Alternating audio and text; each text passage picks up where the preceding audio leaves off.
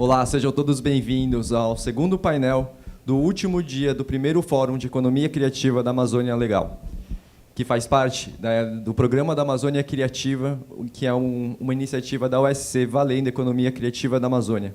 Agora a gente vai estar tratando como tema de como a bioeconomia pode fomentar produtos biotecnológicos e sustentáveis na Amazônia Criativa na região. A gente tem hoje aqui nosso primeiro especialista, o Daniel Pinheiro, ele que é CEO da Biozer da Amazônia e fundador da marca Simbiose. Ele é manauara, formado em Ciências Biológicas pela UEA, mestre em Biotecnologia na UFAM e doutorando na Bionorte. Founder da marca de cosméticos genuinamente amazônica, Simbiose. Daniel, em 2022, foi destaque pela Forbes Under 30 na categoria Indústria e Inovação. Seja bem-vindo, Daniel. Prazer ter você aqui. Obrigado por patrocinar esse evento, um grande parceiro nosso que tem aqui. Depois eu vou mostrar um dos produtos, da Simbiose. Seja bem-vindo. Bom, é um prazer compartilhar desse evento. Acho que eventos como esse fortalecem esse desenvolvimento da bioeconomia, a economia criativa, e a gente poder reunir players aqui que estão envolvendo, que se envolvem diretamente nessas temáticas.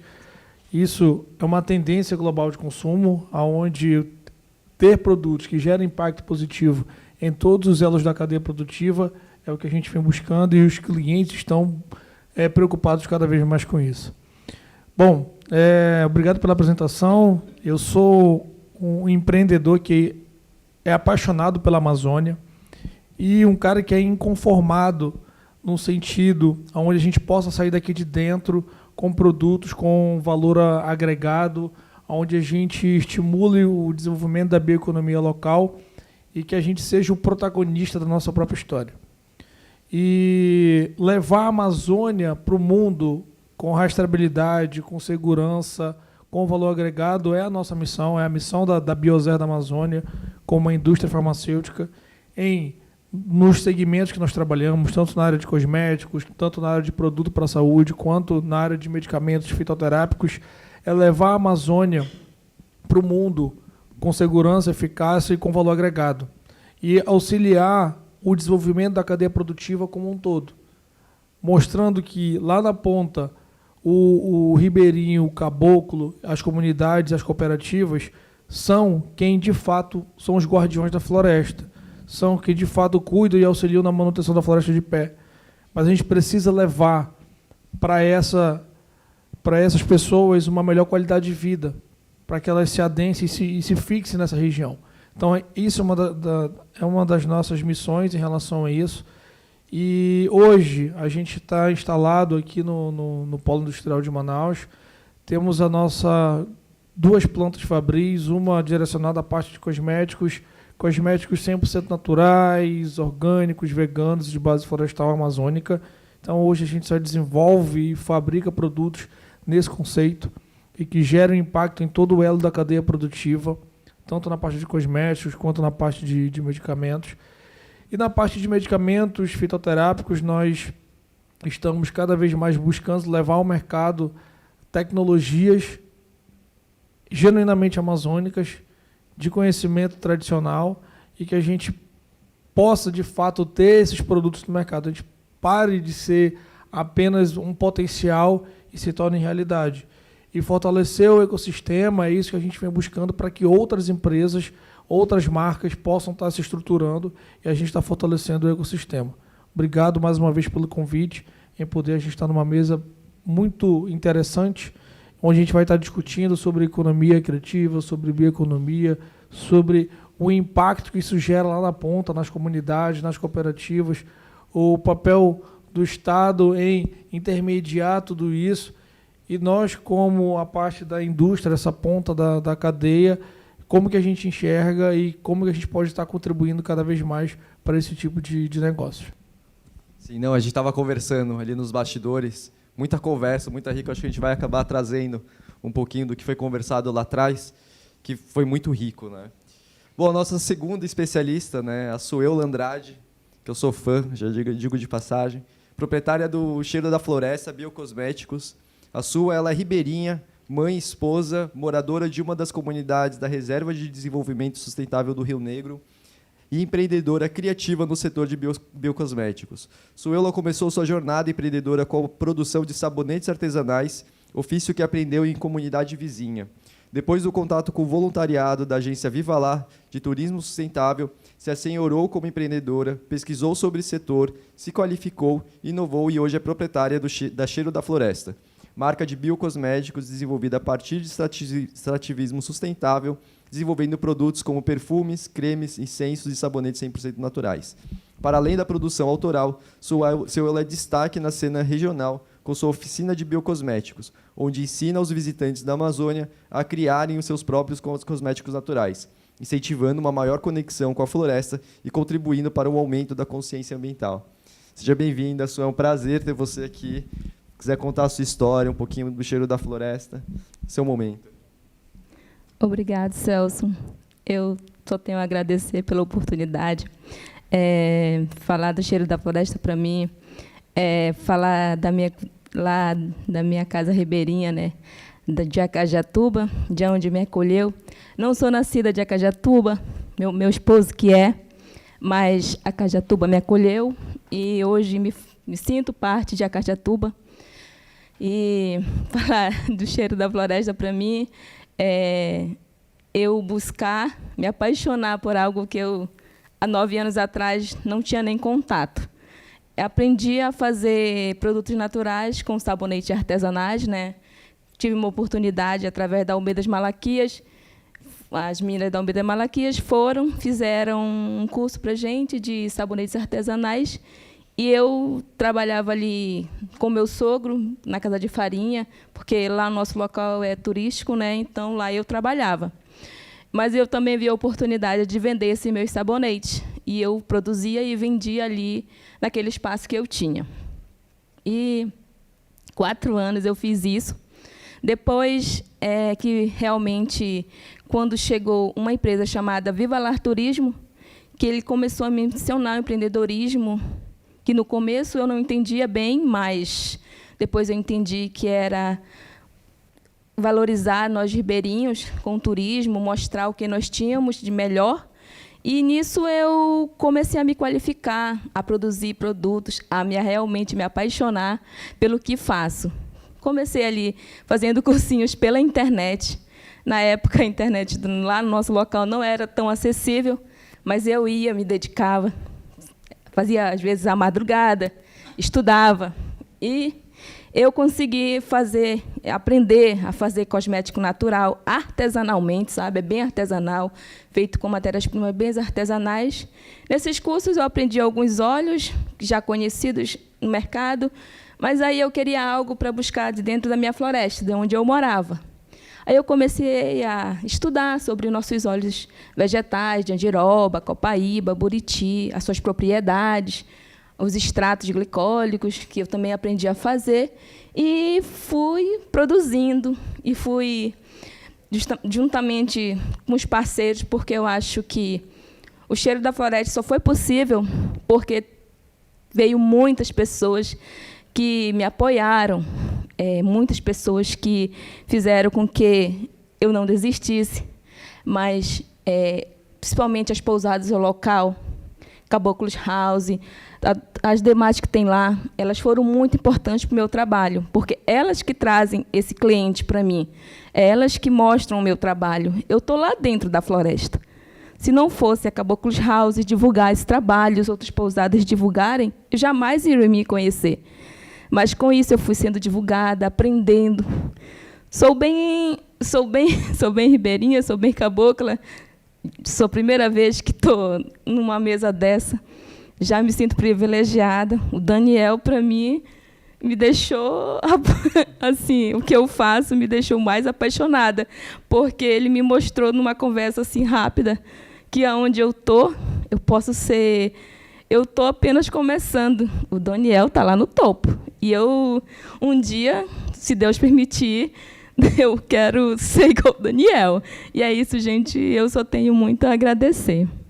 Legal, obrigado. A gente ainda vai conversar um pouquinho sobre o Cheiro da Floresta, o que você tem feito ali, né, para o turismo da região, que eu que conheço a história, a gente sabe, mas a gente vai conversar sobre porque é super importante.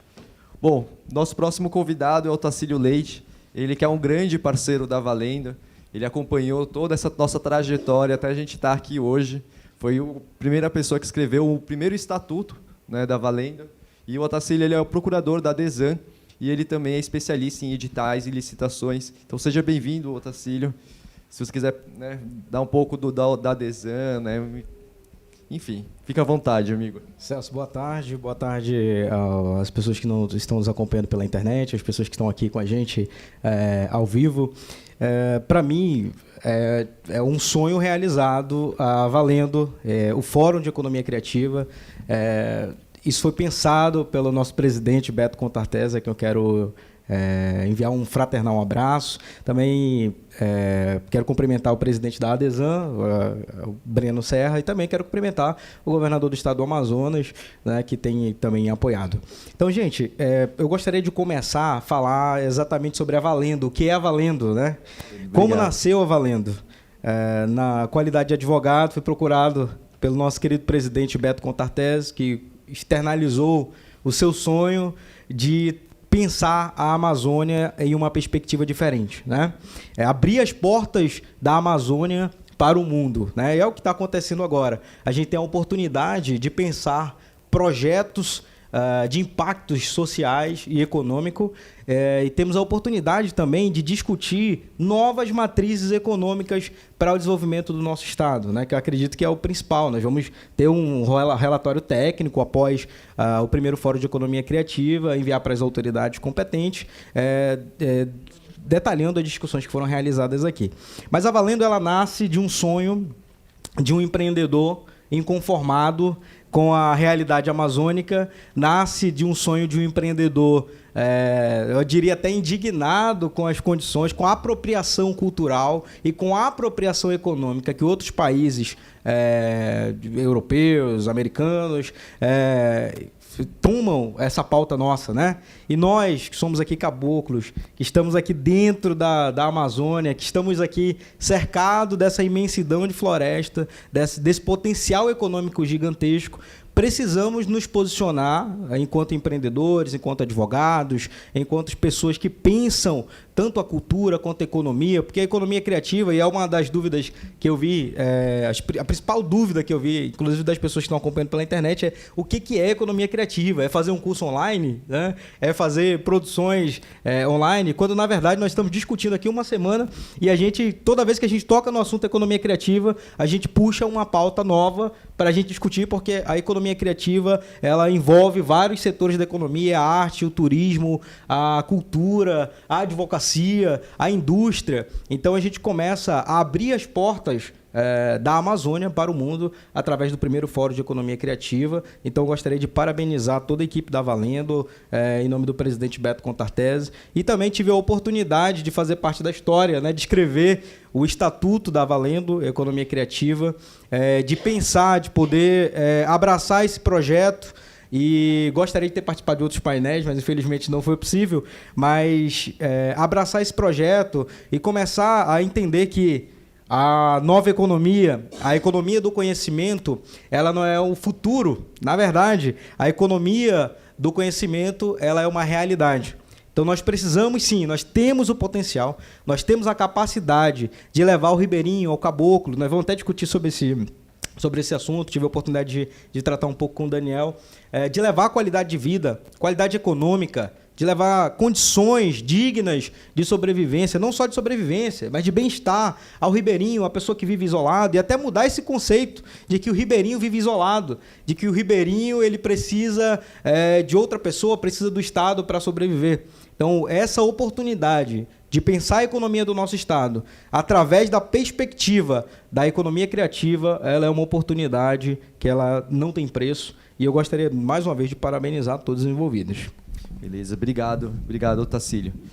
E você falou uma coisa interessante, eu acho que a bioeconomia, nesse sentido, ele é uma alternativa extremamente viável como transição, né, desse modelo antigo que a gente está tentando transicionar, né?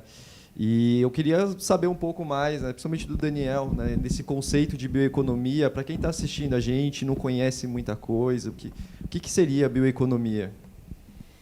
Bom, bioeconomia é uma das palavras que nos últimos 3, 4, 5 anos ela vem sendo bastante discutida e sendo levada em pauta. Mas se a gente for levar num contexto histórico, a bioeconomia já vem sendo falada desde a década de 90. Tá? E nos últimos anos ela começa a criar essa forma onde a bioeconomia envolve processos e produtos sustentáveis que geram impactos positivos em todos os stakeholders envolvidos. Então, existem várias literaturas que trazem diversos conceitos para a bioeconomia. E, na minha ótica, a bioeconomia ela é justamente produtos e processos que geram um impacto positivo, são produtos sustentáveis e que geram uma simbiose, ou seja, uma interação benéfica entre todos os envolvidos. Então, acredito que bioeconomia é isso e que a gente consiga, através disso, gerar um valor percebido, um valor econômico em todos os elos da cadeia produtiva. Tá? E eu acho que é uma área também, né, que tem um grande potencial, né, de ter um valor agregado maior. Não sei se você concorda comigo isso, no sentido de... você consegue, depois que você beneficia o produto, né, é diferente quando você exporta ele, né, como se fosse commodity. E aí eu acho que, nesse sentido, tem uma chance maior, né, da gente melhorar a qualidade de vida das pessoas, como, né, o Otacílio falou. Então, e aí, né, nesse sentido, eu queria conversar um pouco com a Su também, né, porque eu acho que a Su é um exemplo de um elo, né, onde a bioeconomia ela integra um pouco com o turismo. Se você puder compartilhar um pouco, né, da sua experiência com as oficinas, né, de como que essas oficinas elas interagem com o turista e como que eles saem daqui com outro sentimento em relação à Amazônia. Então, essa parte da oficina é uma conexão mesmo que a gente tem, sabe? De receber o cliente, de mostrar o que a gente tem na nossa floresta, o que a gente tem ali ao nosso redor, as maravilhas que a floresta nos dá e o que a gente pode produzir através daquilo. E chegando assim no Cheiro da Floresta, eu mostro o que eu aprendi e como produzir um produto, né? Nas oficinas eu faço a de sabonete, que foi onde eu comecei, e faço de incensos, faço de perfumes, que você me incentivou, meu maior incentivo, e faço a de cremes, que foi a última, que foi realmente onde eu tive que aprender a fazer produtos do zero. Eu fui caminhando com as pernas que eu tinha mesmo. E essas oficinas levam o cliente lá para mostrar o que a gente tem, quais são as matérias-primas que a gente tem dentro da floresta. O cliente vai numa caminhada, ele vê breu branco, ele vê mulateiro, ele vê todas as matérias-primas que eu tenho dentro do Cheiro da Floresta. E nisso eu busquei isso. Eu busquei o que já existia, já existe. O cliente vê nos seus passeios a castanha, vê o óleo do andirol, o óleo da copaíba, ele tem toda essa vivência. Chega no Cheiro da Floresta, eu transformo essa vivência. A maioria dos guias dizem: olha, você foi na caminhada, você lembra do breu branco? O breu branco é o sagrado, tem uma conexão. Você lembra do mulateiro, a ação rejuvenescedora? E nisso a gente faz com que vire um produto. E nisso eu vou trabalhando, eu vou buscando essa conexão, que, para mim, qualquer oficina é uma troca única, sabe? Essa que já teve lá, você viu, eu me dou para aquele trabalho, para aquele momento, e que sempre, até agora, muito satisfeitos. E é isso. Eu acho que uma coisa interessante, né, que a gente vem conversando, né, nos últimos anos, é o quanto que isso foi importante para o desenvolvimento da comunidade. Eu lembro que você sempre conversava comigo de: não, agora eu quero ajudar uma outra empreendedora a me ajudar a crescer o Cheiro da Floresta. Você está sempre, né, como uma líder comunitária. Eu lembro que nas eleições do ano passado você falou: olha, a gente não vai conseguir conversar, que eu vou levar as pessoas, né, para tirar título eleitoral, né, e tudo mais.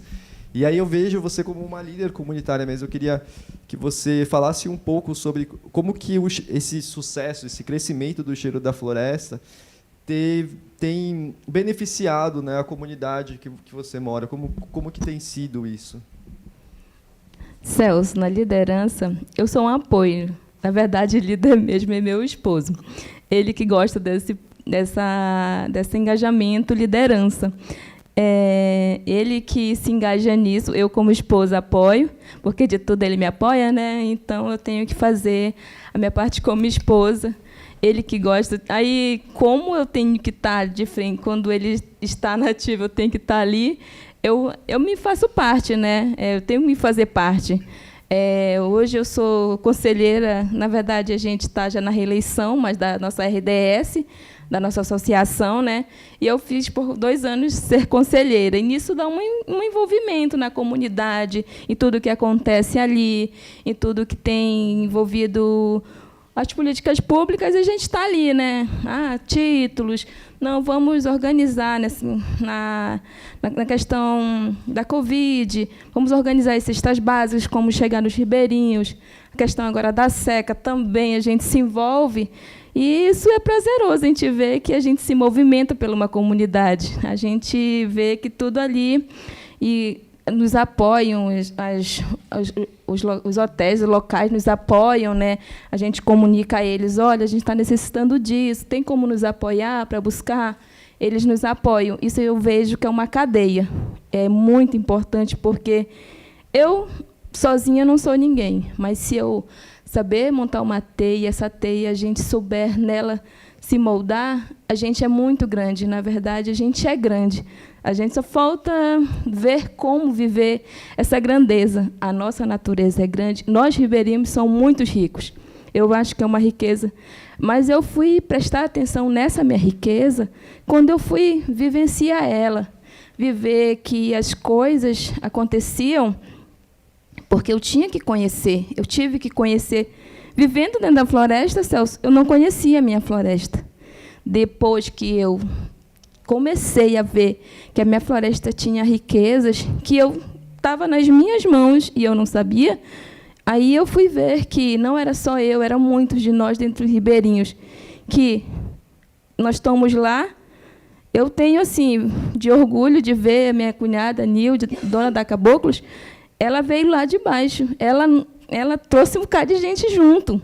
E se não fosse ela com essa iniciativa, Cabocla mesmo, filha, raiz dali, botar os pés no chão e dizer, dali eu vou me criar e vou levar vários, a gente talvez não teria...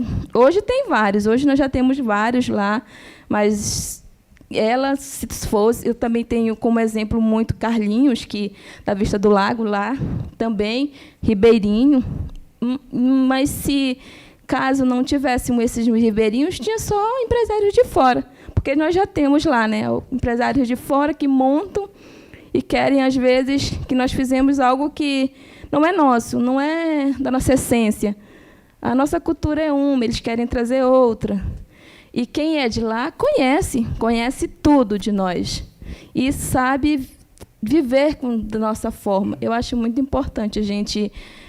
viver da forma que a gente vive, sem deixar que o outro de fora queira que nós sejamos algo que talvez nós não sejamos, entendeu? Eu sou ribeirinha. Se um dia crescer lá em cima, foi porque eu tive minhas pernas. Porque foi isso que a Cheiros da Floresta me mostrou, que eu fazia sabonetes e hoje estou num fórum. Olha, para mim é muito bom. Celso, aqui pegando o gancho da Sul, eu vejo a bioeconomia como uma matriz econômica que nós precisamos estudar, nós precisamos fomentar e nós precisamos desenvolver. Por quê? Observa, qual que é a principal preocupação econômica do Estado do Amazonas hoje, tanto do governo, quanto dos economistas, quanto das autoridades envolvidas?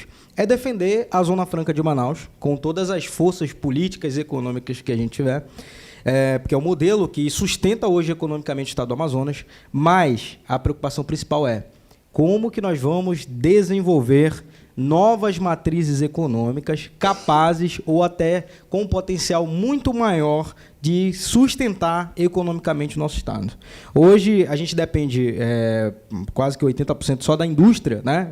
O fluxo econômico do Estado depende principalmente do polo industrial de Manaus, mas fóruns como esse nos faz pensar e nos faz discutir, por exemplo, a bioeconomia como uma matriz econômica. E aqui nós temos o exemplo vivo, aqui do nosso lado a sul. Observa, ela pegou algo que naturalmente ela foi aprendendo, que ela gosta de fazer, transformou em um produto, pegou esse produto, verificou que ele tinha potencial, foi ali engatinhando, aprendendo na internet, e hoje ela consegue produzir, vender para os turistas e tudo mais. Nós temos, por exemplo, o Daniel na Simbiose. O Daniel está um pouco mais industrializado, né? Ele tem a indústria, tem a pesquisa e desenvolvimento, mas observem que o crescimento da economia, na verdade, a economia do conhecimento, a economia criativa, ela não cresce igual a indústria. A indústria, nós temos um teto. Eu produzo motos. Eu tenho quantos habitantes? Então, eu vou ter uma limitação. A economia criativa, a economia do conhecimento, o detalhe dela é que o crescimento é exponencial. Aí a gente pode olhar para as grandes empresas de tecnologia. Por exemplo, a maior empresa de mobilidade urbana do mundo, eu não vou dizer que não tem nenhum carro, porque não é possível que a Uber não tenha um carro, né?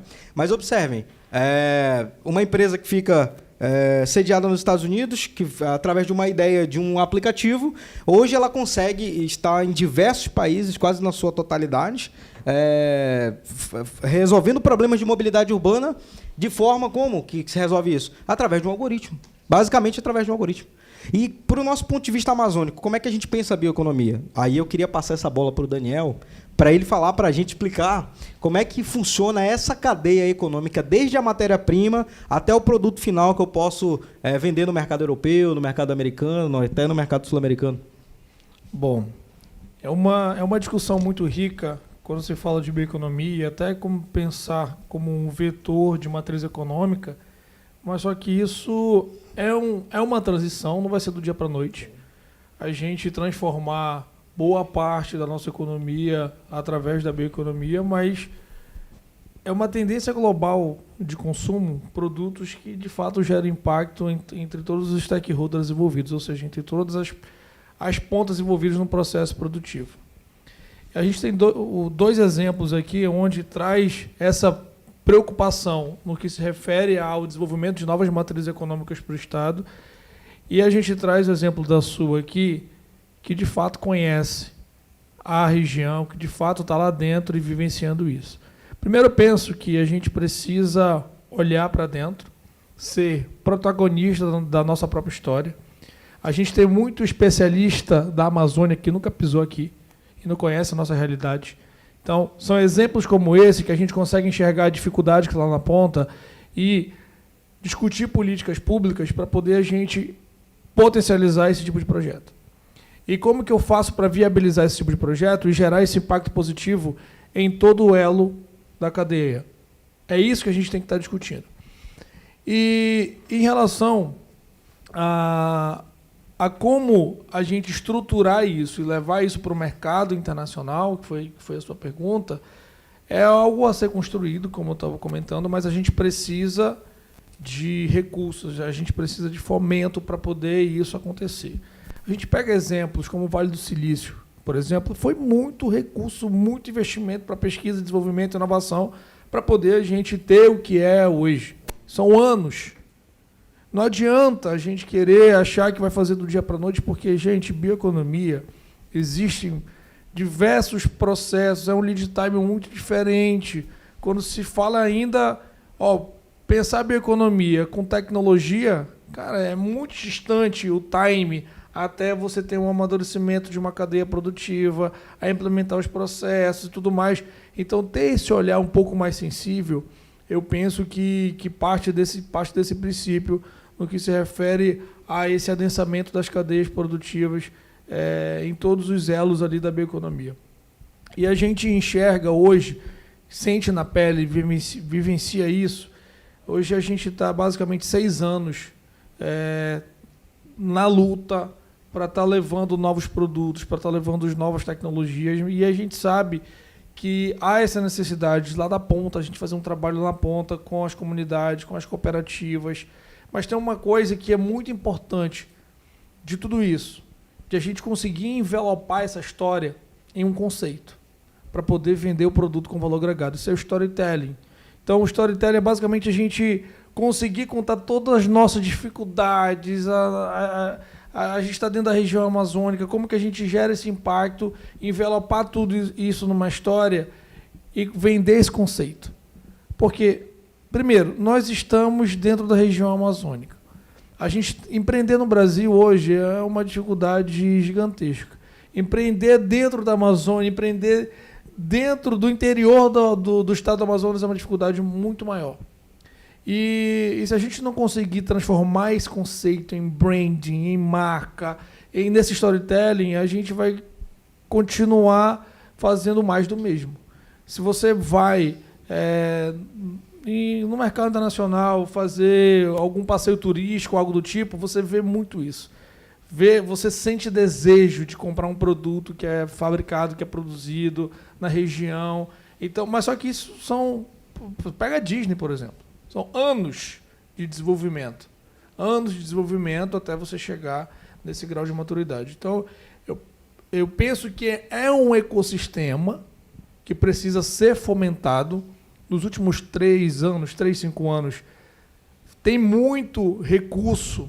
A gente estava discutindo ali, antes de a gente entrar, existe muito recurso, mas esse recurso é pouco acessado, porque falta uma estruturação, falta a gente entender os graus de maturidade tecnológica de cada empreendedor, entender o papel de cada um dentro da cadeia produtiva, e a partir disso a gente se estruturar e começar a captar esses recursos e a fomentar novas tecnologias, novos produtos, novos processos. Isso que eu imagino. Só me permite um complemento aqui. E eu iria até um pouco mais além do pensamento. Até porque, assim, como é que nós vamos fomentar essa cadeia produtiva, por exemplo? Eu vejo que o papel principal tem que vir através de políticas públicas de fomento e de envio de recursos para esse tipo de projeto. Por exemplo, um exemplo bem básico de qualquer pensamento minimalista econômico. Eu preciso dar condições tributárias, por exemplo, para empresas situadas na Amazônia para que elas possam performar. Por exemplo, por que hoje, aqui só pensando, não fazendo nenhum tipo de crítica, mas instigando mesmo a reflexão. Como, por exemplo, empresas que estão situadas em Manaus. Por que hoje eu ainda não tenho uma lei municipal que dá uma isenção de ISS, por exemplo, para empresas que estão desenvolvendo produtos na qual a matéria-prima é extraída da Amazônia com respeito à floresta, com os conceitos de ESG envolvido? Por que eu não tenho uma lei estadual incentivando o ICMS, por exemplo, de mercadorias e produtos que, tanto seja para crédito tributário de entrada ou saída, por que eu não tenho uma lei estadual fomentando isso? Dando condições para que as pequenas empresas, para que as empresas que estão situadas na Amazônia, comecem a performar pelo menos em um pezinho de igualdade com as empresas do Sudeste, por exemplo. Eu posso comentar sobre isso?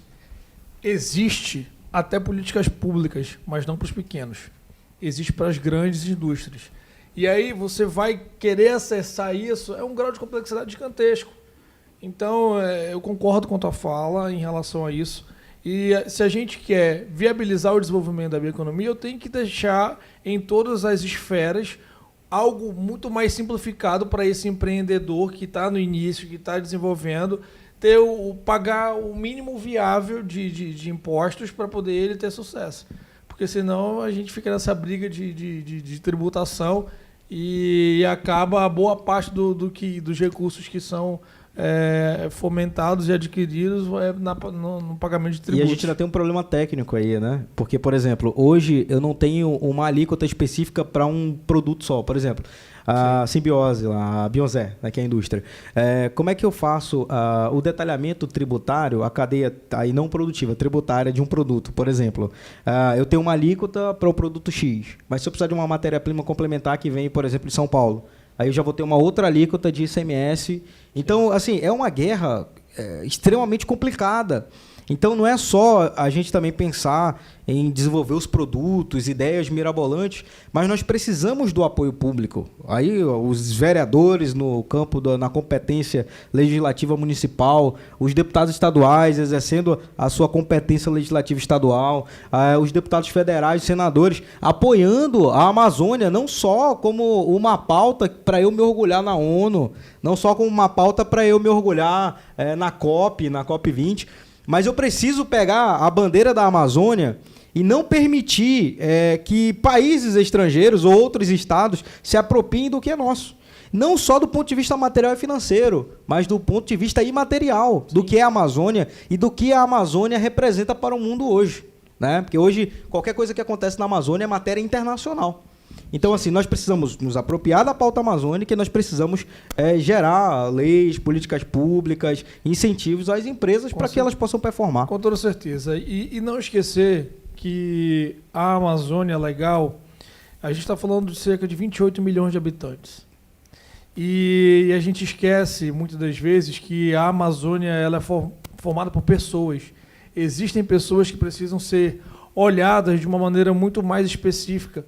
E não olhar a Amazônia de cima da copa das árvores, olhar a Amazônia de baixo para cima. Então está faltando isso, está faltando a gente olhar de uma maneira muito mais específica para poder atender essa dor da galera que está lá na ponta, que é de fato o guardião da floresta. Então, e a gente está num momento muito importante, que, como você comentou, a Amazônia hoje é uma das palavras mais faladas no mundo. A palavra Amazônia por si só, ela gera uma curiosidade, ela gera um desejo, e a gente não consegue explorar isso economicamente ainda.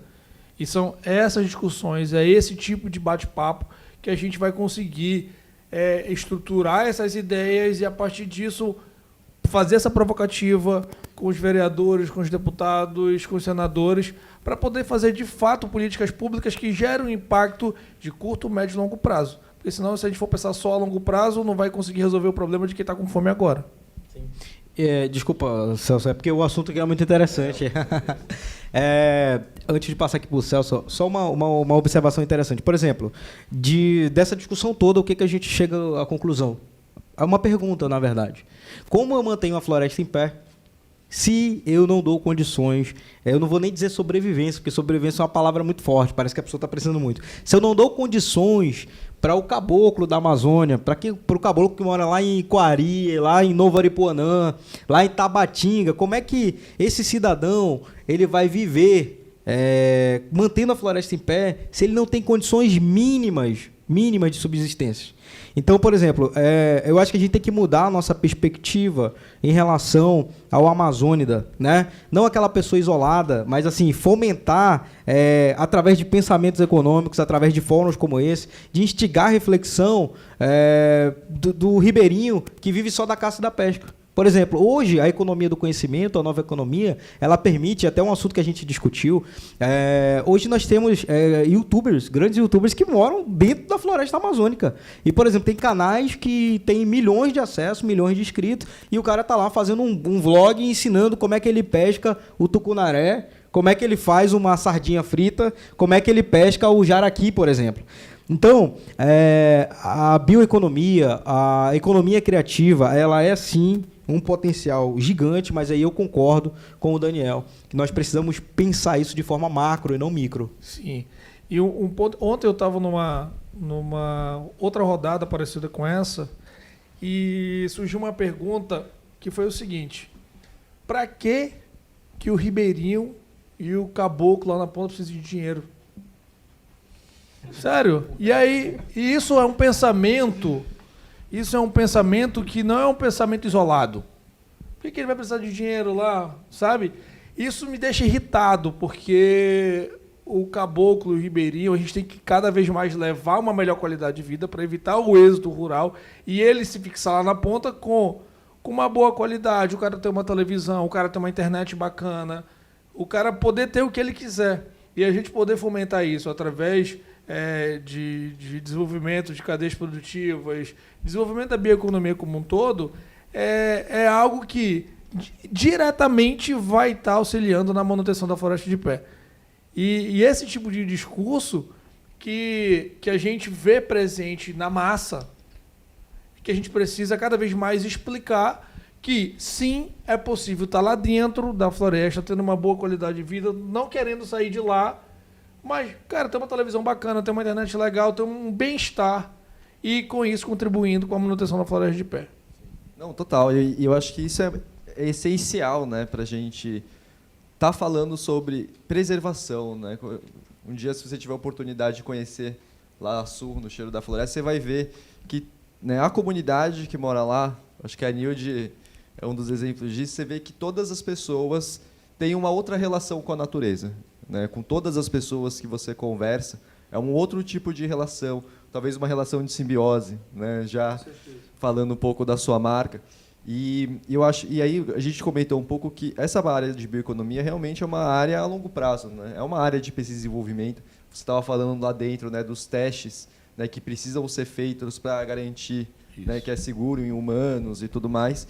E eu vejo muito isso pela Sul também, né? Eu acho que, sei lá, de uns anos para cá, né, esses aprendizados que você vem acumulando, que você vem fazendo teste. Outro dia a gente estava conversando, né, eu estava falando dessa oficina de perfume que a gente falou. Ela falou, não, Celso, mas eu não faço mais assim, não. Eu já aprendi uma outra técnica, uma outra forma de fazer, que já utilizando, né,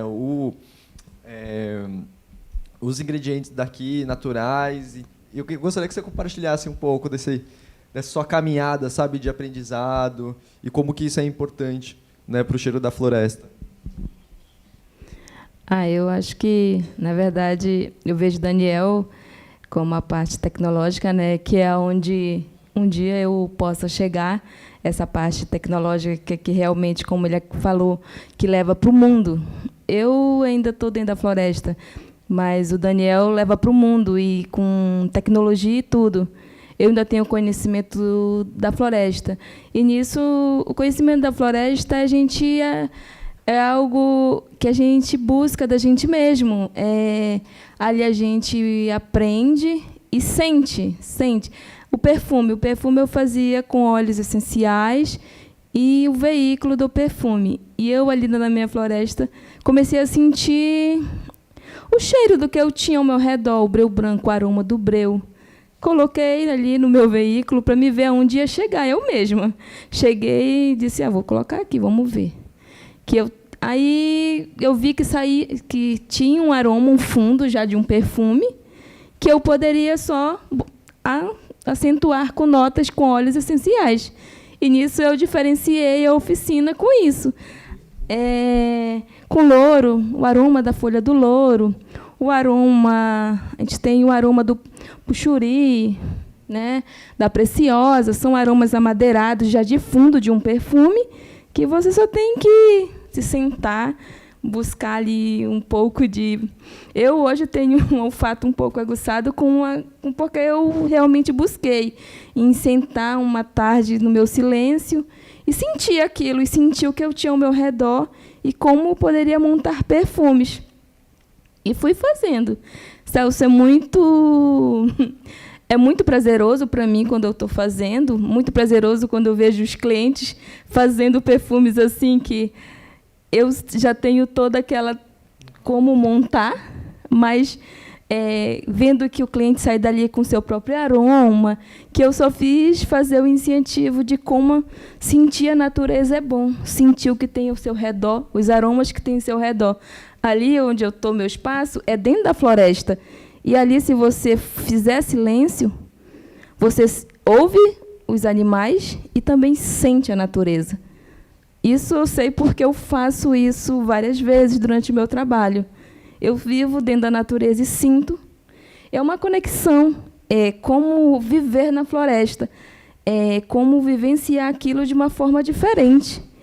E é um aprendizado que eu não sei te explicar, mas que me leva a sentir, a buscar, a conhecer. Eu gosto muito do meu trabalho, porque me deixa essa questão de sentir e nunca parar ali, vou fazer um perfume, acabou.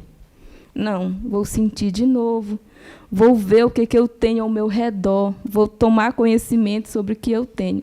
Para mim, é isso. Legal, incrível.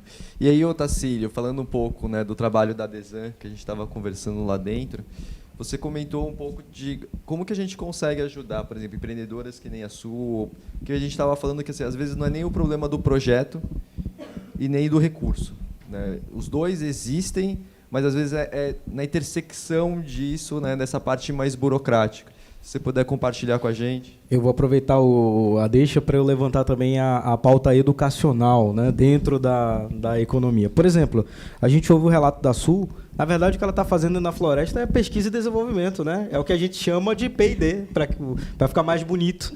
Mas o que você falou é pesquisa e desenvolvimento, é o que o Daniel faz dentro da indústria, dentro das conexões dele. Olha, a Desan, ela é uma agência de fomento à economia e ao desenvolvimento sustentável, tá? Então, qual que é a principal característica? Hoje, ela foi criada, na verdade, justamente pensando nisso, tá? Pensando em fomentar projetos de impacto econômico, de impacto ambiental e que leve até a população que está na ponta benefícios de forma real, que impactem as pessoas. Só que como é que a gente faz isso? A Adesão hoje ela faz realiza projetos em parceria com as secretarias vinculadas ao governo do Estado do Amazonas, né? Ao Estado do Amazonas. Então, por exemplo, eu tenho um projeto voltado à saúde, você faz lá o seu projeto, a gente pode inclusive ajudar, e aí eu levanto a pauta ambiental. Por exemplo, educacional. A gente tem projetos brilhantes que a gente pode realmente levar impacto. Qual que é o problema principal que eu vejo aí na condição de técnico advogado?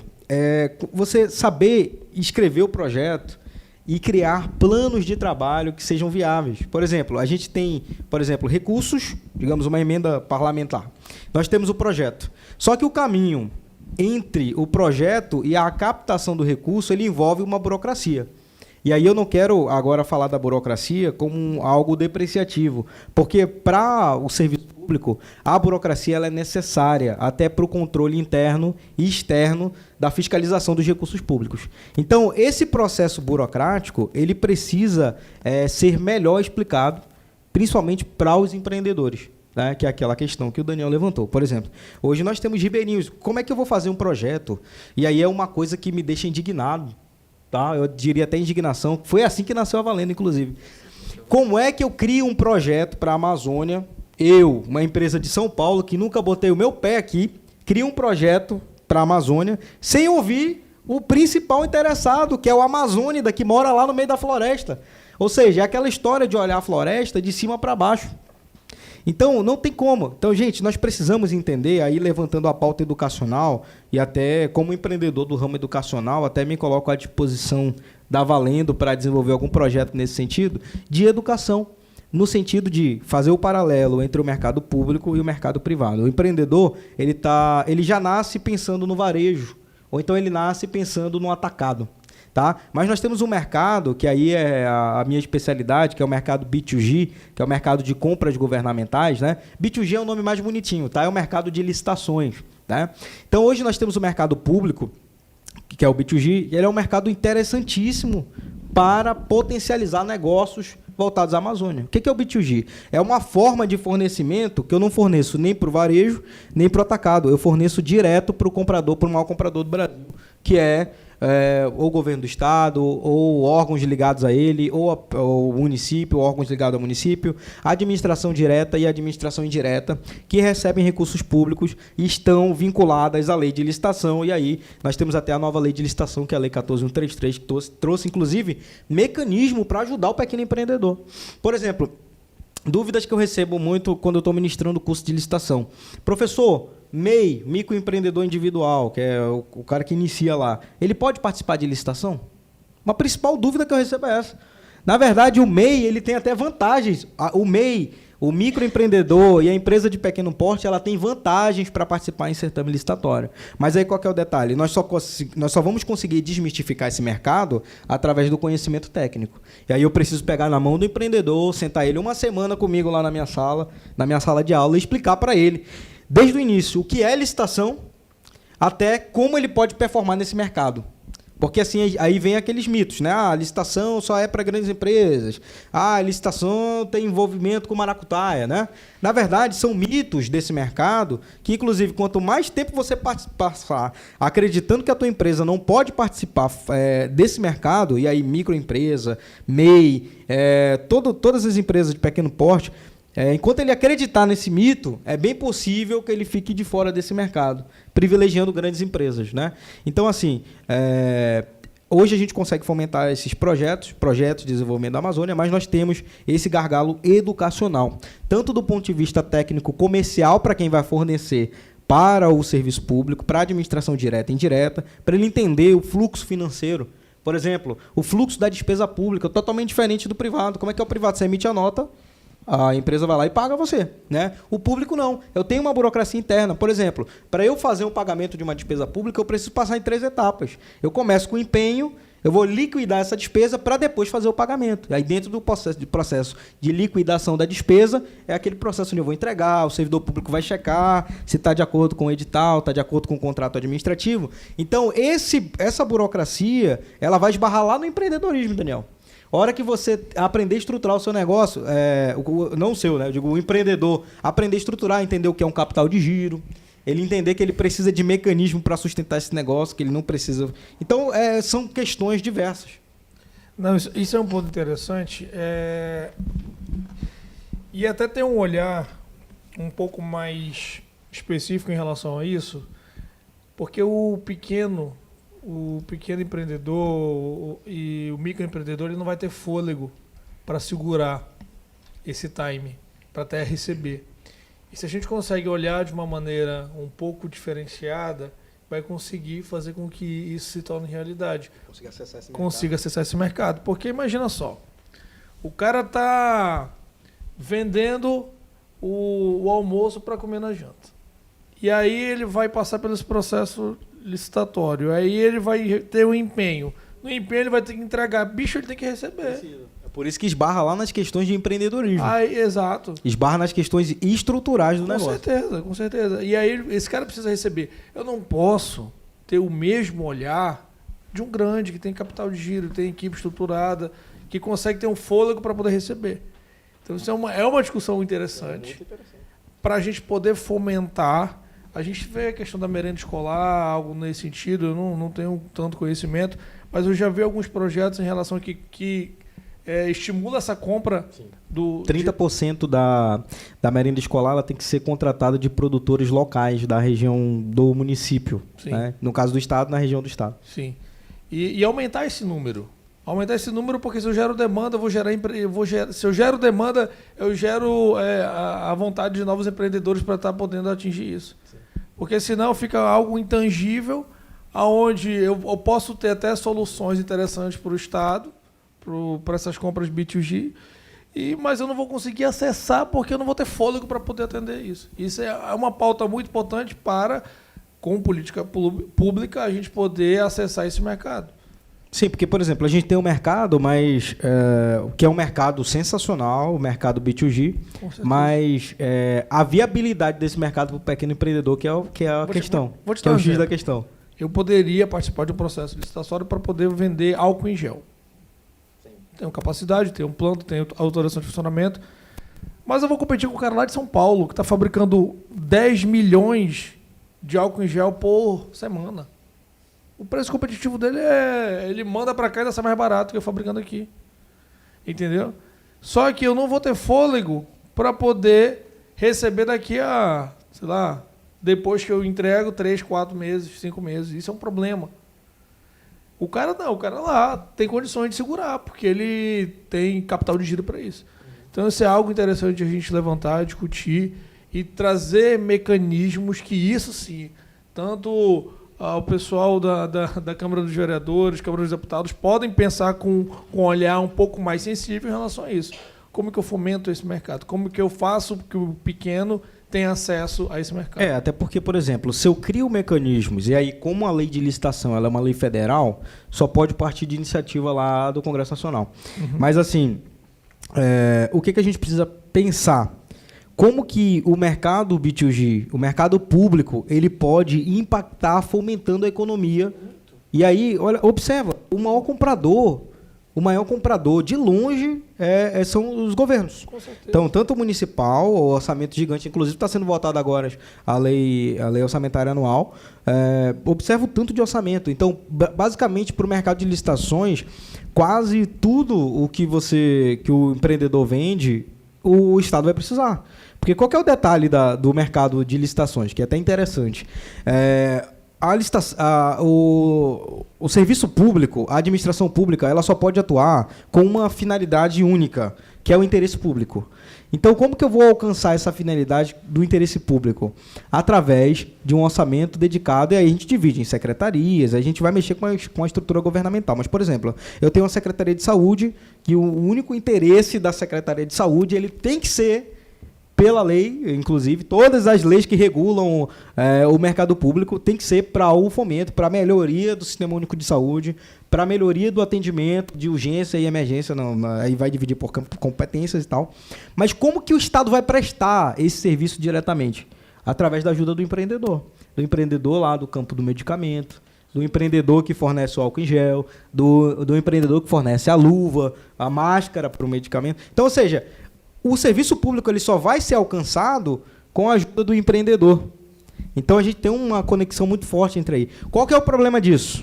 Como que eu vou ajudar o meu amazônida, que mora lá no interior de Quari, que produz, como que eu vou ajudar a Sul, que está produzindo o sabonete dela, desenvolvendo, fazendo a sua pesquisa e desenvolvimento aqui dentro da floresta da Amazônia, como é que eu vou apresentar para ela o mercado público e dar condições para ela performar? Tá aí acredito que é um questionamento que a gente pode colocar no relatório final. Não, eu acho que esse eu não sei se você que está acompanhando a gente, né, na transmissão, mas um dos legados que a gente vai deixar desse fórum, né, o primeiro fórum de economia criativa da Amazônia Legal, é justamente uma carta pública aberta, né, com as principais proposições, com as principais ações que a gente poderia executar, né, para desenvolver a economia criativa, né, como um todo aqui na região. E a gente vai endereçar isso para os órgãos públicos e todas as esferas, para os nossos parceiros, para o terceiro setor, para que a gente consiga, né, fazer esse desenvolvimento.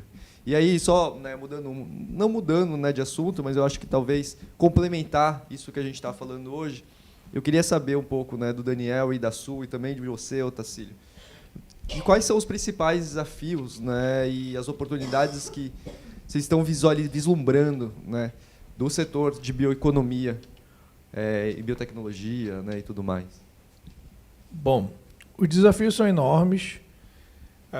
Como eu comentei, empreender na Amazônia há uma dificuldade a mais, mas isso a gente, dentro dessa dificuldade, a gente enxerga muita oportunidade. Porque a gente tem essa distância e isso é favorável em diversos pontos, onde a gente cada vez mais consegue ser protagonista dessa história. E pensando em Amazônia, o mundo hoje está voltado os holofotes para cá.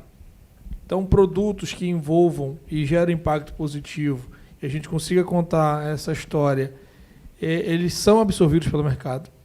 Lógico, produtos com... E aí, se a gente for destrinchar o que é necessário, ter um preço competitivo, ter esse apelo comercial, ter esse brand, ter tudo isso, isso parte da educação do empreendedor. Então, isso é um ponto muito, muito importante. Mas eu vejo agora, e eu fico muito surpreso, que nos últimos 5 anos a gente começa a ver um surgimento de startups aqui na região, direcionado a resolver problemas voltados à bioeconomia, resolver problemas da região, onde você tem exemplo aí da Navegan, por exemplo, resolvendo problemas de logística no interior, através ali dos barcos e tudo mais. Você vê algumas soluções que estão sendo trazidas por empreendedores amazônicos. Então, eu vejo que há muita oportunidade, há muito recurso, mas falta esse detalhe do ajuste, de transformar essa ideia em um projeto tangível, com início, meio e fim, com os dispêndios corretos para poder você acessar esse recurso. E isso também parte da educação, para poder o cara ler o edital, saber de que maneira ele vai, se ele está habilitado a concorrer e tudo mais. Então, são diversos pontos que a gente precisa ligar. E ter projetos e objetivos muito específicos em curto, médio e longo prazo, para poder a gente começar a engrenar esses projetos, a poder começar a engrenar essa bioeconomia como um todo. Eu acho que desafios a gente sempre vai ter, mas é buscar sempre perseverança no que você faz. Eu hoje aqui vejo que o potencial é enorme. O cheiro da floresta pode ser pequeno, mas potencial nós temos muito. E buscar os desafios sempre em querer tirar, mesmo que você não tire 100%, mas tirar algo de positivo. Desafios sempre vamos ter, mas nunca desistir do que você sonha, do que você quer, principalmente da sua própria essência, da onde você veio, de onde o que você busca. Eu acho que é isso. Vou ter, sim, muitos desafios, mas sempre muito perseverante que posso conquistar algo. Olha, eu estou mais ligado hoje ao terceiro setor, né? Hoje eu tenho vários clientes, advogo demais para vários institutos, inclusive a Valendo, né? E eu percebo que os desafios eles são enormes, mas só o fato de a gente ter a oportunidade de pensar a economia da perspectiva do amazônida, da perspectiva de quem mora aqui, de quem vive aqui e de quem está disposto a prosperar aqui na Amazônia, já é um grande passo, né, para o futuro da Amazônia. Hoje a gente, como disse o Daniel, bem colocou, hoje a Amazônia ela é uma pauta internacional. Qualquer coisa que envolve a Amazônia... Na verdade, sabia que é mais fácil você ser identificado que você é da Amazônia do que do Amazonas? O estrangeiro pergunta, você é da onde? Você falou, sou do Amazonas. Ele não sabe, você falou, sou da Amazônia. O cara, da Amazônia? Como é que é a Amazônia? Né? Então, os desafios são enormes. Eu acredito que cada setor, cada mercado, ele tem sim seus desafios, sejam legais, sejam desafios, principalmente, nem tocou no assunto da logística, né? Que é outra... Não vou nem tocar porque aí vai virar confusão, é muita... Mas, assim, hoje a gente tem desafios gigantes de quem está aqui na Amazônia, mas... Como bom empreendedores, nós estamos partindo para um novo momento da Amazônia e com a ajuda da Valendo, né?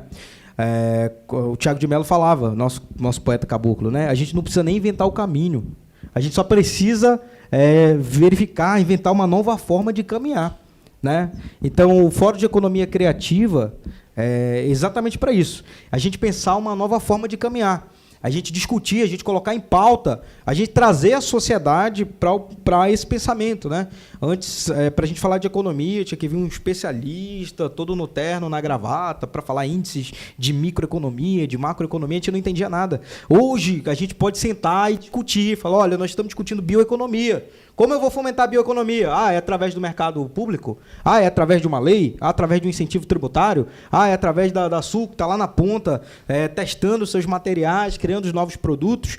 Hoje a gente tem a oportunidade de discutir isso e eu quero mais uma vez agradecer a Valendo, em nome do presidente Beto Contartese, quero agradecer a oportunidade também ao Daniel e à Su de a gente poder sentar aqui uma hora do nosso dia e discutir perspectivas de futuro, perspectivas que vão trazer benefícios e impacto social para a nossa sociedade, que acho que é o principal para que o amazonense ele possa ter o orgulho de bater no peito e dizer que é amazonense, de ter a oportunidade de discutir a economia do seu estado, sem intervenção de terceiros, pensar no que é melhor para a gente, pensar em projetos que vão beneficiar a nossa sociedade, as pessoas que estão no interior, as pessoas que estão na floresta, as pessoas que estão em Manaus, né? Pensar em matrizes que possam desenvolver a nossa economia através do conhecimento, através da gastronomia, do design, eu fiquei impressionado com o painel de turismo aqui, o pessoal falando das dificuldades do turismo e falando ao mesmo tempo.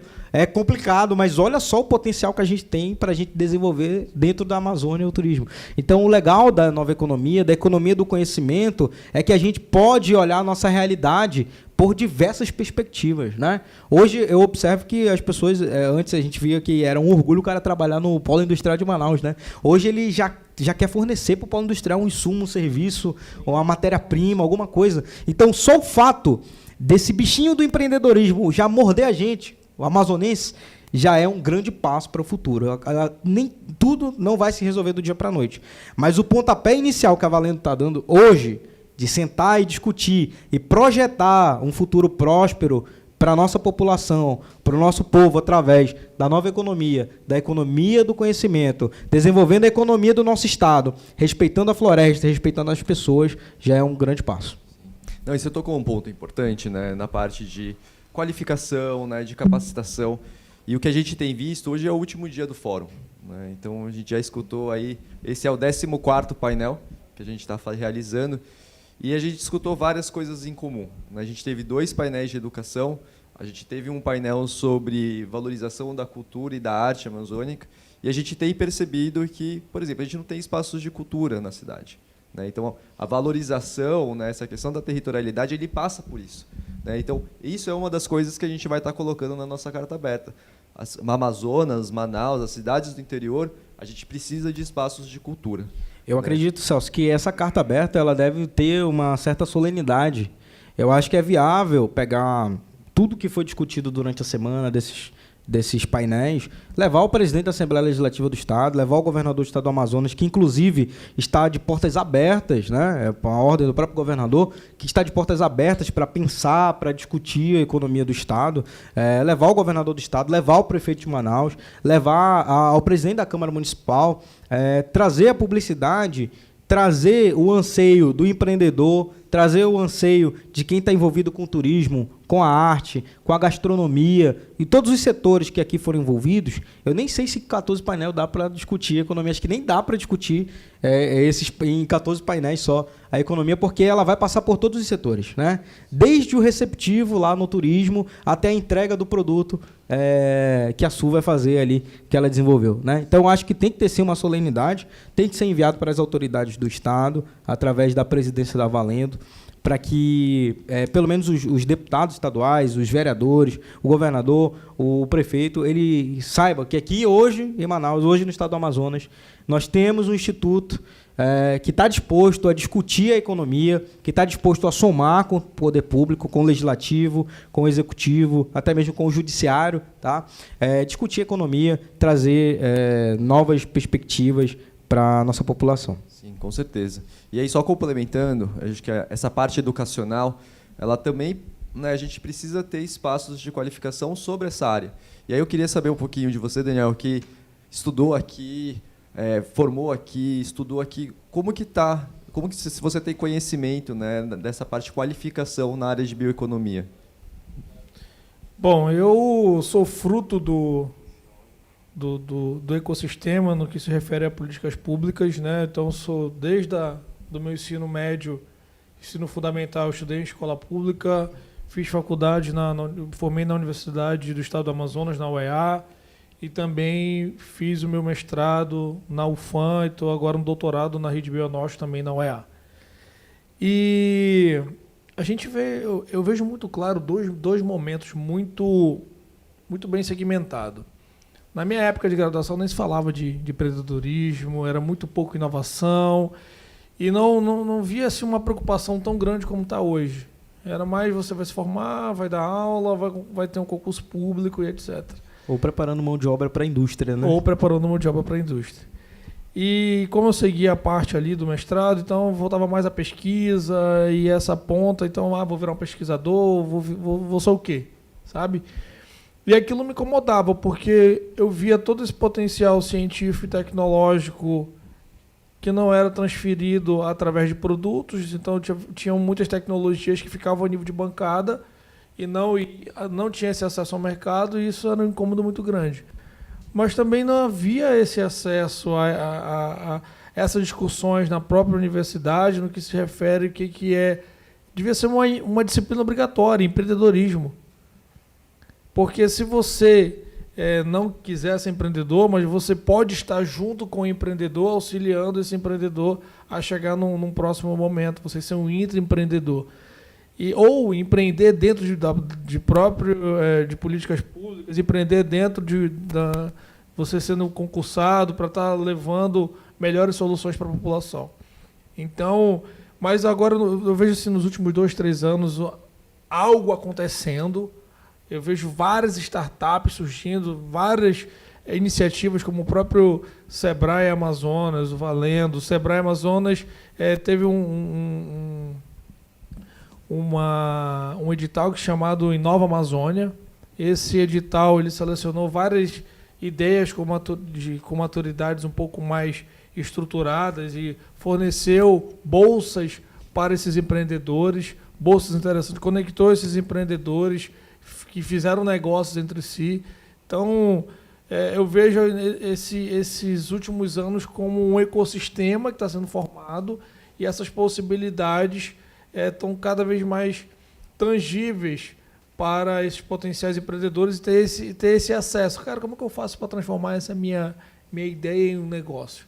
Então, eu vejo que há um ecossistema sendo formado. Se você buscar hoje isso, você vai ter acesso na Valendo, por exemplo, no Sebrae, na própria Adesan, onde ele vai estar indicando esse empreendedor a estar buscando ali informações muito mais pontuais para estar chegando a um novo passo. Então, vejo que ainda estamos caminhando para que a gente chegue num... não, isso aqui já é ideal, mas eu já vejo que nesses últimos anos a gente começa a ver algo se formar, algo favorável para esse surgimento de novas startups, de novos produtos, novos processos. Entendi, não, legal.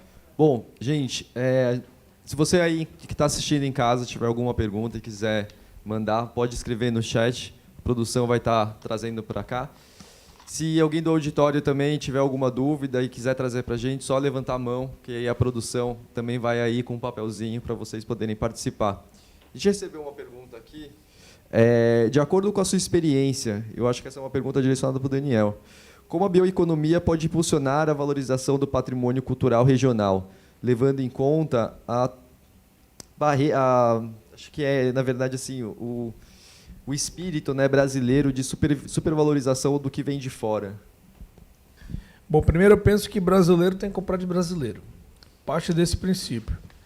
E hoje, boa parte dos empregos no Brasil são formados através de microempresas. É um número muito relevante. E nesse contexto, eu penso que, a partir desse entendimento, de a gente ter essa brasilidade, de ter orgulho de ser a Amazônia e a gente comprar do pequeno, a gente começa a fomentar esse ecossistema como um todo e isso faz com que a gente gere demanda e a engrenagem ela começa a andar de uma maneira mais rápida. Entendi. Quer complementar? Su, se quiser complementar sobre isso. Eu acho que você tem trabalhado muito, né, por essa valorização do Amazônida, né, com as práticas que você tem, né, de trazer. Eu acho que as pessoas que saem do cheiro e saem também lá da Caboclo saem assim, com uma valorização da Amazônia assim, absurda.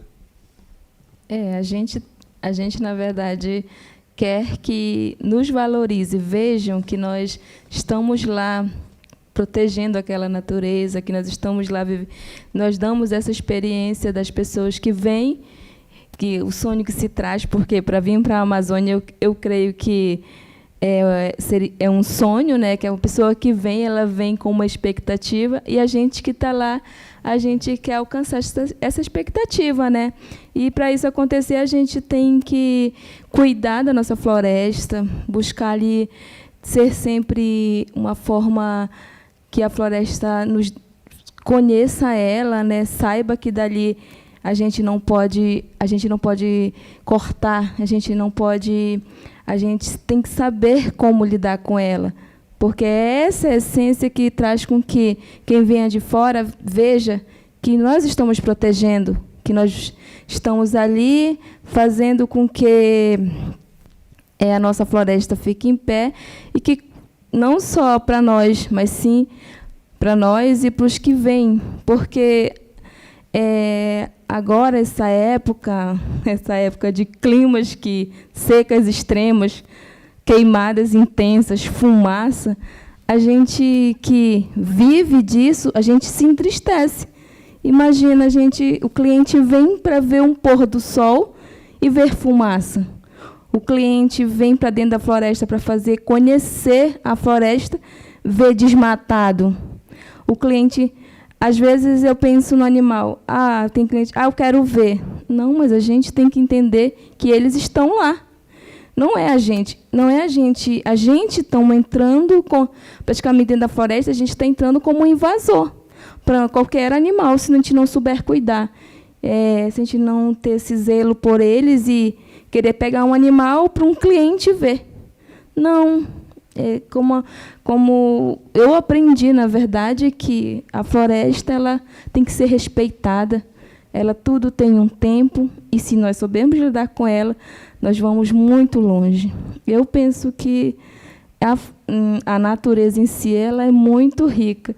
Eu sempre falo isso, que nós não conseguimos viver sem a floresta, mas a floresta, se nós for embora, ela fica e fica linda. Né? Tranquila. É isso que eu penso. É por isso que a gente tem que começar a pensar nessas coisas, né? Eu penso que o primeiro passo é autorrespeito e autovalorização. Eu acredito que aí é uma convicção pessoal, uma opinião minha, para que a gente consiga alcançar esse respeito que a gente tanto busca de órgãos internacionais e outros países, isso tem que começar dentro de casa. Eu preciso respeitar a floresta, eu preciso me respeitar enquanto amazônida. Por exemplo, os mínimos detalhes. Isso começa do básico, daquele copo que eu deixei de jogar na rua. Não jogar bituca. Cigarro. Chão. Do mínimo possível, né?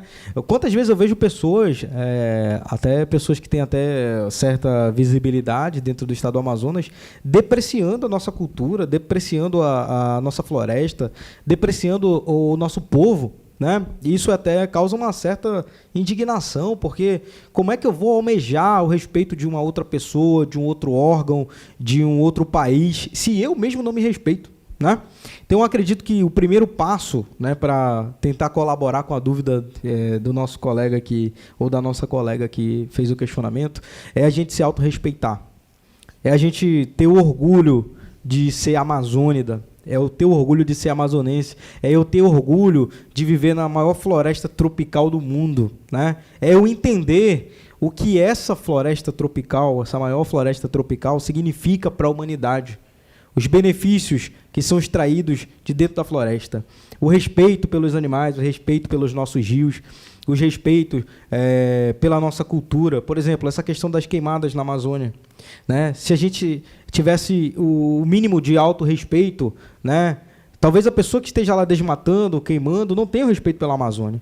Mas a pessoa que está passando perto e vê, ela tem mecanismos para denunciar, para procurar o IBAMA, para procurar órgãos de controle, para procurar o governo federal, o governo do estado, para resolver o problema. Então, eu acredito que tudo começa a partir do autorrespeito à floresta, às pessoas, e à nossa fauna e à nossa flora. Perfeito, perfeito. Bom, gente, já vamos começar a encaminhar para o encerramento, né, desse painel maravilhoso. Eu queria agradecer, né, cada um de vocês, Daniel, Assu e o Otacílio, por esse painel tão rico, né, que com certeza vai gerar diversas proposições. Né? Eu acho que a gente estava brincando ontem, o Beto estava brincando ontem, que sempre que surgisse alguma proposição, a gente ia jogar um sinal Jequiti ali na live. Então teve vários sinais Jequiti hoje aí. Ontem até teve uma simulação. A gente foi da floresta à tributação. A hora aqui. que ele falou... Aqui, ó, momento de Jequiti, aí surgiu um valendo ali na tela. Eu não sei se o Léo conseguiu fazer isso. Esse momento simbiose, Jequiti não, pô. Simbiose. Aí, ó. Aí, produção, aí é uma ideia. Em simbiose, vai aparecer ali quando tiver proposições. Igual quando tem futebol, né? Quando o cara faz o gol, pim, joga a bolinha lá. Simbiose. Aí apareceu valendo ali. Assim. Não sei se a produção conseguiu fazer isso hoje. Mas queria agradecer a participação de vocês. Acho que foi um painel riquíssimo. E aí, se vocês quiserem agora, né, deixar as redes sociais, falar um pouco sobre a simbiose, que inclusive até deixei aqui, ó, que esse óleo aqui que os nossos especialistas, né, estão recebendo de agradecimento, que foi, né, patrocinado pela simbiose, que é um óleo de patauá. Se você até quiser falar um pouquinho, eu não conhecia esse óleo. Bom, vamos lá vender o peixe. O óleo de patauá, ele... Esse é o momento. O óleo de patauá, ele auxilia na fase anágena do crescimento capilar, ou seja, ele auxilia na queda de cabelo, ele fortalece o couro cabeludo e nutre o cabelo, tá? Bom, gente, foi um prazer estar aqui falando com vocês. Acho que é uma discussão muito rica. É com esse tipo de discussão que a gente consegue chegar nos novos momentos, nos novos caminhos.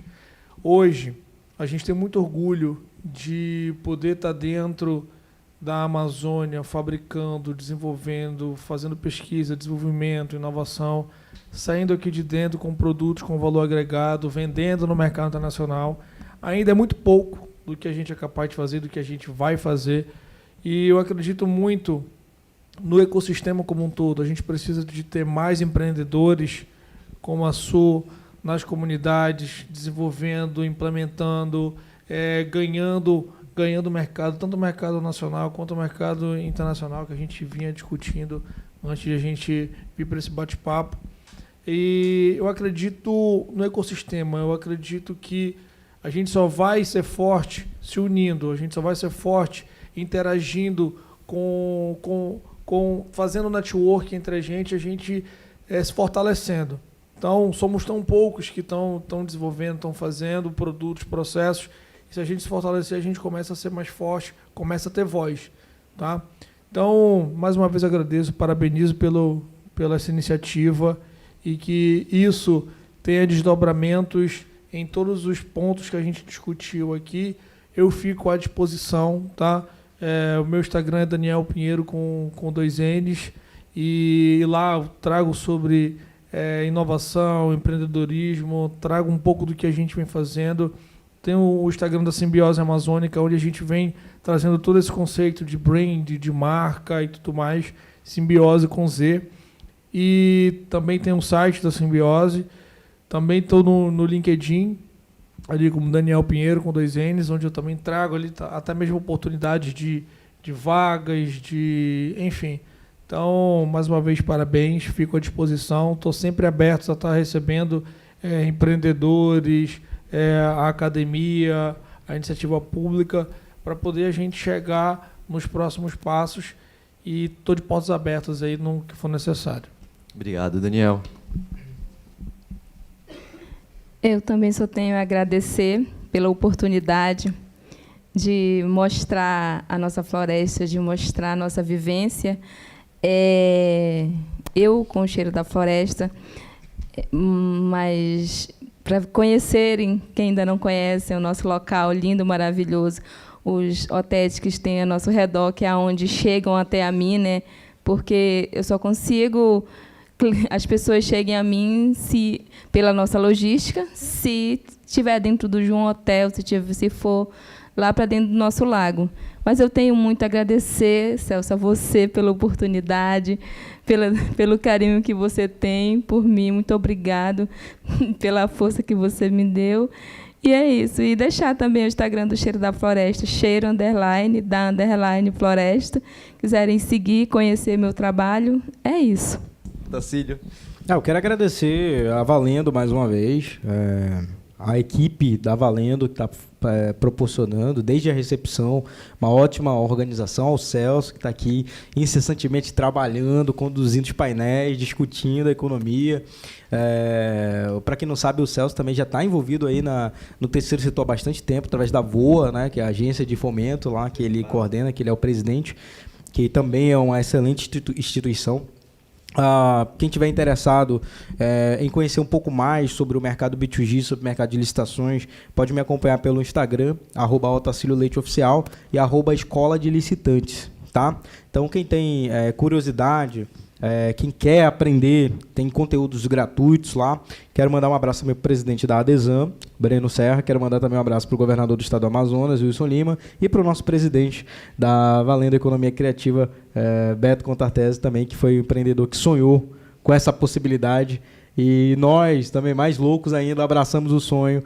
E que bom que esse sonho, hoje, a gente pode sentar aqui e dizer que é uma realidade, que a gente pode sim pensar e discutir a Amazônia e abrir as portas da economia amazonense para o mundo, né, para mostrar que o caboclo do Amazonas também, ele consegue pensar em economia, ele consegue pensar em matrizes econômicas, ele consegue pensar em processos e meio de produções, que aqui nós podemos desenvolver tecnologia e não só insumos para a indústria, mas aqui, através da simbiose, que é um mecanismo vivo, né, de exemplo para a gente, produzindo tecnologia com qualidade, com todas as regulações possíveis no mercado, adentrando o mercado nacional e internacional. Isso para a gente é um orgulho. A simbiose, na verdade, eu vou até...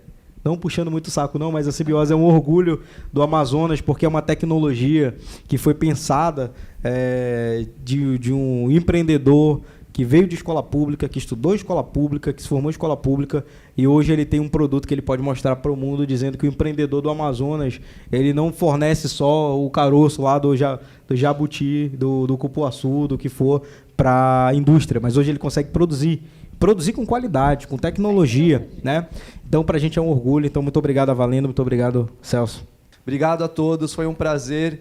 Amazônia Criativa, plante essa ideia.